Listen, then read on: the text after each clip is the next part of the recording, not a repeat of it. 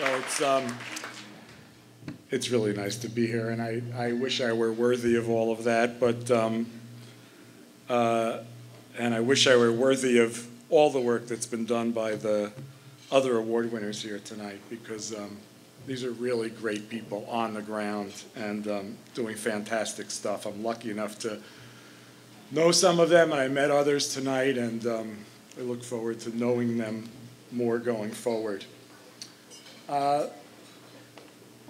Like Bill, I feel like there's a lot of stuff to be depressed about, but most mornings I wake up optimistic. And someone said to me recently, if you don't wake up optimistic, why bother to wake up? There is plenty of good work to be done. And there is a movement, and I don't know what the movement comprises. 3% of us, 5% of us, 1% of us. It's a big number in any case. But that number is a number of people who believe that consumers and workers and land and even animals should come before profits. We believe that humans are brothers and sisters, or at least cousins. We believe in fairness. And I believe that decisions that are based on shared resources, and we all have the same right to the Earth's resources as each other, should be moral decisions. We're talking about a series of beliefs. We're talking about being citizens in addition to being consumers. There was a time when even people who called themselves political conservatives shared that belief. And now all too often it's being mocked. Those of us who are fortunate enough can fix the food system for ourselves. I and many of you can eat just fine. We can eat more plants, we can shop more locally, we can garden, we can eat less industrially produced food. We can even do the good work of helping the brothers and sisters that we can personally afford to. And all of this matters, don't get me wrong. But it's more difficult to change the overall system. Making a sane food system is a battle that requires citizenry, activism, democracy, struggle. I'm going to talk not about the depressing side of things for just a very, very few minutes, about some ideas that we can work on collectively as the people who see and care about these things. Let me start by asking this. Why does government exist? To me, it exists to tackle agreed upon goals that we have trouble achieving as individuals. Rich people, for just to name a couple of examples, can hire their own police forces, can pay people directly to pick up their garbage, can send their kids to private schools, or can leave the scene of an environmental disaster in 5 minutes. Few others can, so we form what's called a society. And society has to have a government. Well, right now, we need our government to help us eat better. We're addicted as a country to bad food, or we're brainwashed. There's a lack of availability to good food for some people. There's a cost factor for some people. There are even problems with cooking skills, which 30 years ago would have been hard to believe. All of this can be fixed. The first thing we need to do, and I know there's not going to be much argument here, is to end agricultural subsidies to commodity crops. And I'm not talking just about direct payments, but I'm talking about tax write-offs for marketing junk. We're going to see the beginnings of the end of this soon, but if we want it to be significant, we're going to have to make some noise. Yeah. Beyond that, in general, we need to discourage the consumption of bad food and encourage the consumption of good food. We need to start demonizing certain foods. We need to take the gloves off a little bit. We need to start demonizing foods like soda. We need to treat soda the way we treat cigarettes, as profit-making poison. I'm glad you agree. We need to tax its profits, and we need to tax its sales.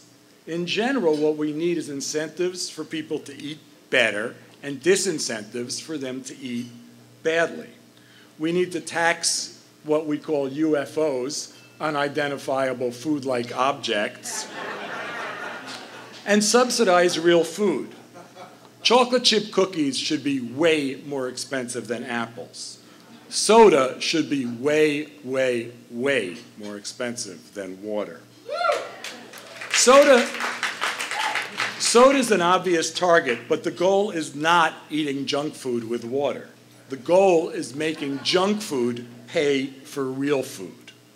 This is what you call public health, and it's time for big food to start paying for it. We'll soon be spending an estimated $1.5 trillion a year on bad food-related illnesses, preventable illnesses. Do you know that for the first time in history, more people die from preventable diseases than from communicable ones? How about this for an idea? Let's take 5 foods, staples. They vary from region to region. Each region has its own agriculture after all. We subsidize the hell out of these foods. We pay farmers what they're worth, but we sell them for 20% of their cost. They're foods that we want people to eat. They're beans, greens, whole grains, fruits, vegetables. 5 foods. Almost anyone can afford them, and if you can't, food stamps works to afford them. And anyone can buy them, even rich people. Their consumption is thus encouraged. What do you want to bet healthcare costs plummet by 10 or 20% a generation later? There are a zillion plans we can have like this, a zillion things we can do if we start saving the money that we can get from a soda tax and the money saved by transferring subsidies from corporations to real food for real people.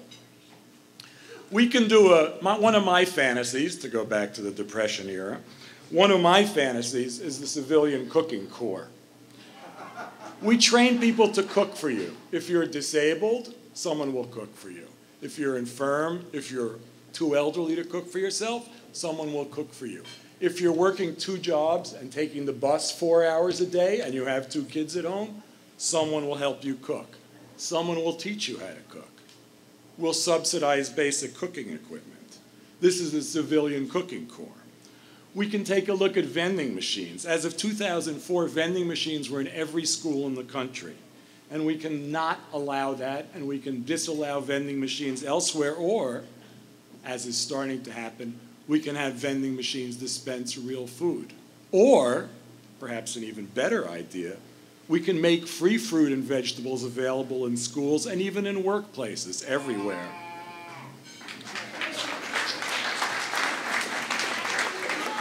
We can, of course, fix the school lunch program, which was actually implemented to ensure that our kids grew up strong and healthy, and instead it's contributing to obesity rather than countering it. We have to continue, we've already begun, we have to continue reducing the marketing of junk food to kids. We do that, but other countries are way ahead of us on this. We have to eliminate it. We have to make sure that labeling becomes honest, because as we all know, if you have to label something healthy, it isn't. We have to give tax breaks to people who sell food in underserved areas. We have to subsidize farmers markets. We have to subsidize and rebuild our inner city markets. We have to allow for direct sale by farmers, by fishers, even by hunters. In short, what we need to do is subsidize traditional foodways instead of industrial ones. We Americans can become leaders of a new worldwide movement. We can act like a real society, an organization for mutual benefit. We have, I think, and I'm sure most of you do too, we have a moral obligation to one another. We have an obligation to move from a consumer-driven society, from a profit-driven society, to one in which we assume responsibility for determining how to help other people to think sustainably, how to help them shop and cook, how to help them eat sanely in tune with tradition, and in tune with the planet's resources. This was once taken for granted, and now we have to fight to get it back. That's it, although I will say, the people united will never be divided.